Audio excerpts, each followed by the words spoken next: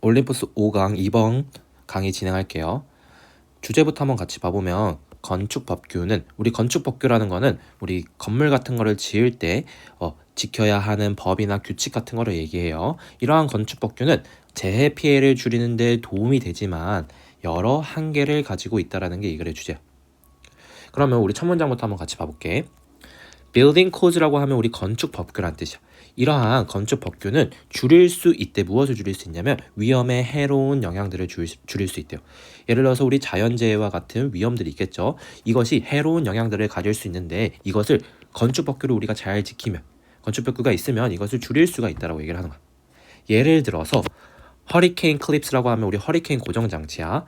허리케인이 왔을 때 건물들이 막 떨어져서 분리되지 않도록 우리 붙잡아주는 고정장치를 우리가 허리케인 클립스라고 해요. 이러한 허리케인 고정장치는 우리 prevent A from VING라고 하면 A가 V하는 것을 막다라는 뜻이야. A를 V하는 것으로부터 막다. 그러면 허리케인 고정장치는 지붕을 무엇하는 것으로부터 막을 수가 있어요. 건물로부터 떨어지는 것, 분리되는 것으로부터 막을 수 있대. during은 뭐뭐 하는 동안이지. 그럼 무엇 하는 동안 막을 수 있어? 우리 지나가는 열대성 폭풍의 강풍 동안 허리케인 고정장치가 지붕이 건물로부터 떨어지는 것을 막을 수가 있대요. 맞죠? 그리고 그렇게 함으로써 무엇을 할 수 있냐면 호우 피해를 막을 수가 있대. 그래서 우리 건축 법규 중에서는 허리케인이 많이 지나가는 지역에서는 고정장치를 꼭 달아놔야 됩니다. 건물들이 떨어지지 않도록. 이런 건축 법규가 있을 수 있겠죠. 그러면 이것이 우리 자연재해, 예를 들어서 허리케인, 사이클론, 열대성 폭풍과 같은 대개 자연재해로부터 건물들이 떨어지는, 건물들의 구조물들이 분리되는 피해를 막을 수 있도록 도울 수 있고, 그렇게 되면 우리 비에 대한 피해도, 호우 피해도 막을 수 있겠죠. 예를 들어서 지붕이 없으면 비가 막 건물로 다 들어올 거잖아. 맞죠? 근데 그러한 호우 피해도 막을 수 있게 되는 거야. 이해됐죠? 3번 문제 한번 봐볼게. 하지만 우리 이렇게 연결해 있을 때는 언제나 네모나 하이라이트 표시 꼭 해놔요. 그러면 우리 이 however가 전에 있는 문장과 어떻게 연결되는지를 아는 게 중요해요. 전에는 우리 여기서 1번부터 2번 문장까지 뭐에 대해서 얘기했죠? 건축법규가 도움이 될 수 있다. 플러스에 대해서 얘기했지. 근데 however부터 어떤 문장이 나와야 돼? 마이너스가 나오는 거야. 마이너스. 알았죠? 그래서 이렇게 연결이 된다는 걸 기억해놔야 돼. 그러면 하지만 as with engineered structures, 우리 as with라는 거는 무엇과 마찬가지로 한 뜻이야. 그럼 무엇과 마찬가지로 공학적 구조들과 마찬가지로 건축 법규들은 가질 수 있대. 그것들의 한계들을 가질 수 있대.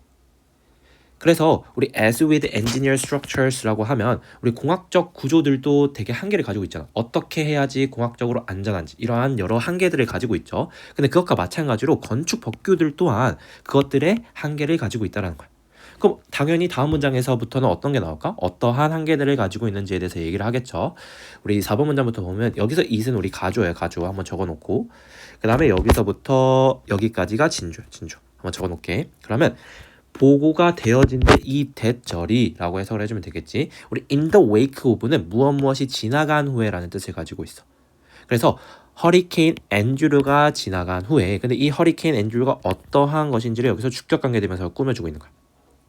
1992년도에 사우스 플로리다를 강타했었던 허리케인 앤드류가 지나간 후에 관료들이 무엇을 깨달았다는 거죠?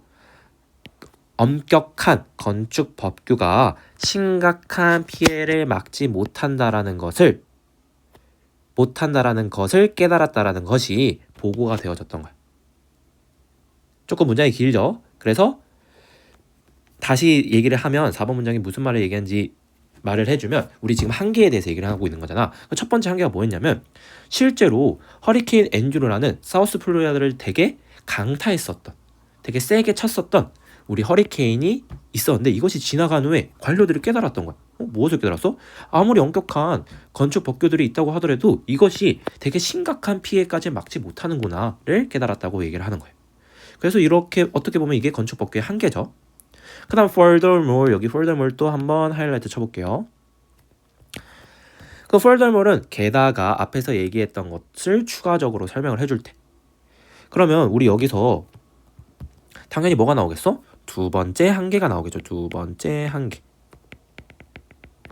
그러면 두 번째 한계가 한번 뭔지 볼게. 지진 법규들은 일반적으로 디자인이 되어진데 무엇을 하기 위해서 디자인이 되어지냐면 건물들이 붕괴하는 것으로부터 막기 위해서 디자인이 되어진대. not to V라고 하면 여기서 우리 to 부사는 다 뭐뭐 하기 위해서라는 부사적 용법 중에서도 목적으로 쓰인 거야. 목적. 뭐뭐 하기 위해서 여기서는. 그래서 얘도 not to니까 그러면 무엇 하기 위해서가 아니라 라고 해석을 해주면 돼요. 그럼 무엇 하기 위해서가 아니라 우리 maintain은 유지하다라는 뜻이 있어요.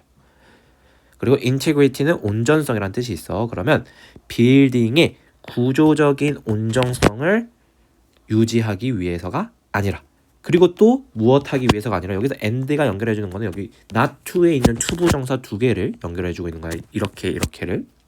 그러면 또 무엇을 하기 위해서가 아니라 큰 지진이 있은 후에 거주 적합성을 보장하기 위해서가 아니라. 이 말 조금 어렵죠? 무슨 말 하는 것 같아? 그러니까 또 두 번째 한계에 대해서 설명을 하는데 우리 지진 건축 법규들이 있겠죠. 지진이 일어나는 예를 들어서 일본과 같은 지역에서는 어떻게 건물들을 지어야 합니다라는 법규들이 있을 텐데 이 법규들은 대체로 무엇을 위해서 만들어진 거냐면 그냥 건물들이 무너지지만 않게끔 하기 위해서 어떻게 건물들이 무너지지 않을 수 있을까 이것만 고민하면서 만들어졌다라는 거야. 지진에 대한 법규들이. 근데 그렇게 되면 어떠한 그 목적이 좀 빠져 있는 거지? 예를 들어서 지진이 있은 다음에 그냥 건물이 서 있기만 하면 돼요? 아니죠. 건물이 온전성을 유지해야 되지. 막 창문 같은 거 다 깨져 있고 문 같은 거 다 날아가 있고 건물이 막 기울어 있고 이렇게 이러면 될 케이스 안 되겠어? 안 되겠죠. 근데 이러한 것을 유지하기 위해서 그러니까 건물이 온전하게 그 붕괴되지 않을 뿐만 아니라 온전하게 이렇게 서 있어가지고 온전한 상태를 유지하는 것에서는 관심이 없어. 그리고 그 큰 지진이 일어난 후에 거기서 사람이 실제로 살 수 있는지 이것에서는 관심이 없어 라고 얘기를 한 거야. 그럼 이게 두 번째 한계죠. 그러니까 5번 문장은 쉽게 다시 설명하면 건축 법규들은 그냥 건물이 무너지지만 않으면 돼. 나머지는 다 상관없어. 이렇게 하니까 당연히 한계가 생기겠죠. 그쵸? 그 다음에 6번 문장 한번 봐볼게요. 이러한 정책은 증가를 시키는 우리 여기서 this policy 이런 지시어도 잘 봐두고 하이라이트나 아니면 네모 표시를 해놔야 돼. 이 정책이라는 것은 앞에서 얘기했었던 그 무너지지만 않으면 괜찮아 라고 생각을 하는 이러한 지진 법규들을 얘기를 하는 거야. 이렇게 연결이 돼야 돼요. 그래서 이 6번 문장이 나오려면 앞에서 지진 법규에 대한 얘기가 꼭 있어야 돼. 그래서 순서나 삽입 문제 풀 때 근거로 잘 좀 활용을 해보세요. 이러한 그 정책은 증가시키는데 생존율을 지진에서 그쵸? 우리가 건물이 무너지지 않으면 일단은 그 무너지는 것을 통해서 무너지지 않으니까 사람들이 살 수 있는 확률이 좀 높아지겠죠. 건물이 무너지지 않으면 일단은 살 수는 있을 거야. 하지만 이것은 덜 효과적이돼. 무엇을 하는데? 경제적인 영향을 줄이는 것에 있어서. 우리 in 한 다음에 VING는 대부분 V 하는 것에 있어서 라고 해석을 해주면 돼. V 하는 것에 있어서. 맞죠? 그래서 지금 6번 문장은 앞에서 얘기했던 5번 문장을 조금 더 설명을 해주고 있는 거야. 그러니까 건축법규는 그냥 건물만 무너지지 않으면 돼. 나머지는 다 어떻게든 상관없어. 이렇게 얘기를 한 거죠. 그러면 일단 건물이 무너지지 않으면 사람이 살 확률이 높아지겠지. 근데 무너지지만 않으면 괜찮아요? 아니죠.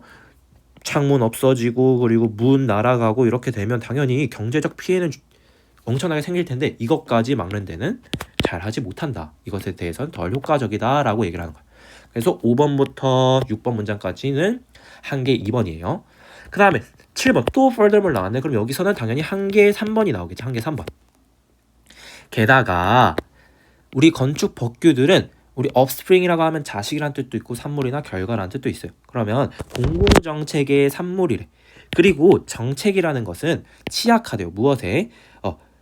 불평등에 취약하대. 무엇하는 것에 있어서 사회의 전체적으로 이것에 적용을 시키는 것에 있어서 되게 취약하대. 정책이라는 것은.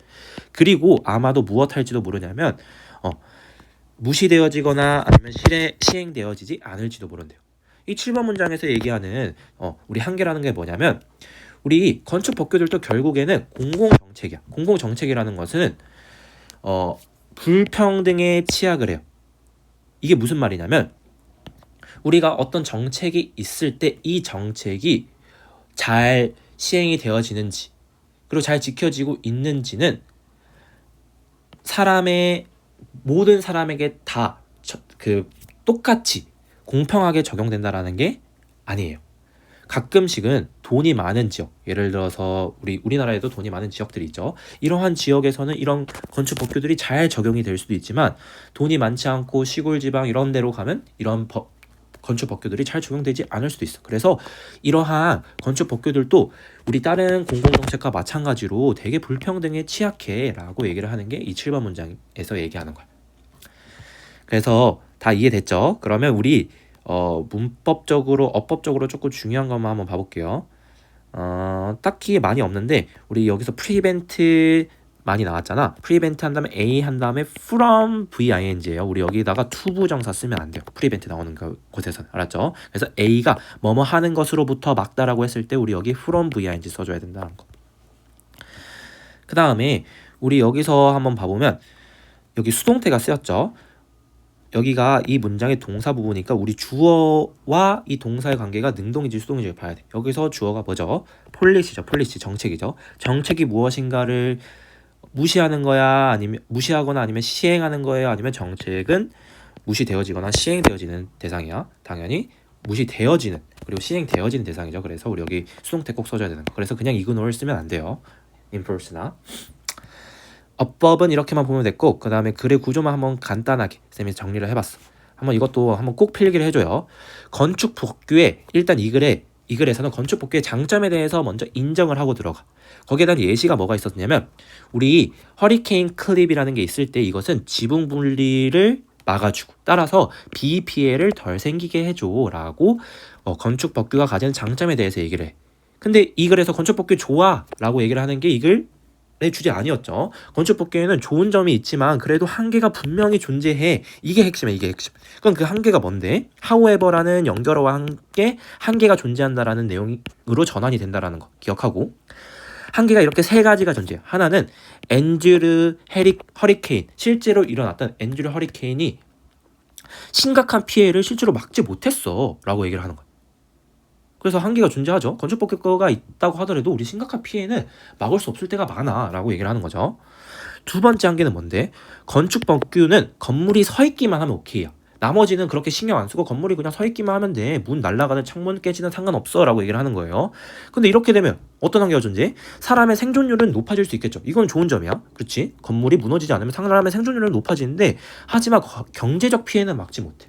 우리 나중에 창문 깨지고 문 떨어지고 막 건물 기울어져 있으면 집 팔 수 있어요? 없어요? 없죠. 그래서 경제적 피해까지는 막지 못한다라는 거야. 이게 두 번째 한계. 세 번째 한계는 뭔데? 우리 불평등이 존재한다. 맞죠? 그래서 여기 아까 쌤이 inequality라고 했던 것 같은데 inequity네. 둘 다 똑같은 뜻이니까 상관없어요. 뭘로 바꾸든. 그러면 우리 불평등이 왜 존재하죠? 공공정책은 모든 사람들에게 모든 나라의 지역들에게 똑같이 공평하게 적용되는 게 아니라 어떤 지역에는 적용이 되고 어떤 지역에는 적용되지 않을 수 있어요. 예를 들어서 부자한테 적용이 되고 부자가 아닌 나라에는 잘 시행이 되지 않거나 그럴 수도 있기 때문에 불평등이 존재해 라고 얘기를 하는 게 세 번째 한계였어요. 그래서 이 내용만 어느 정도 머릿속에 넣더라도 이 글의 거의 전반적인 내용 숙지는 다 될 거야. 그래서 이거 꼭 필기를 해놔요. 그럼 이렇게 강의 마칠게요.